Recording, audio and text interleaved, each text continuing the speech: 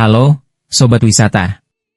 Kali ini kita akan jalan-jalan ke salah satu situs bersejarah paling ikonik di Kota Makassar, Sulawesi Selatan, Benteng Fort Rotterdam. Benteng ini dibangun pada abad ke-17 oleh Kerajaan Goa dan awalnya bernama Benteng Ujung Pandang. Namun, setelah Kerajaan Goa kalah dalam perjanjian Bongaya tahun 1667, benteng ini diambil alih oleh VOC Belanda dan diubah namanya menjadi Fort Rotterdam. Nama Rotterdam diambil dari kota kelahiran Cornelis Spelman, pemimpin pasukan Belanda yang menaklukkan Goa. Sejak saat itu, Fort Rotterdam menjadi pusat administrasi dan militer Belanda di kawasan timur Indonesia. Salah satu fakta menarik, benteng ini memiliki bentuk menyerupai penyu, yang melambangkan kemampuan hidup di darat dan laut, simbol kekuatan kerajaan Goa yang dulunya berjaya di darat dan di lautan.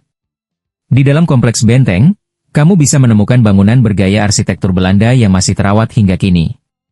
Ada juga Museum Lagaligo, tempat menyimpan berbagai koleksi sejarah dan budaya Sulawesi Selatan. Benteng Fort Rotterdam juga pernah menjadi tempat pengasingan Pangeran Diponegoro, pahlawan nasional dari Jawa yang ditahan Belanda hingga wafat di sini. Hari ini, Fort Rotterdam bukan hanya simbol kejayaan masa lalu, tetapi juga destinasi wisata sejarah yang edukatif dan menarik. Cocok untuk kamu yang ingin belajar sambil menikmati suasana klasik ala kolonial.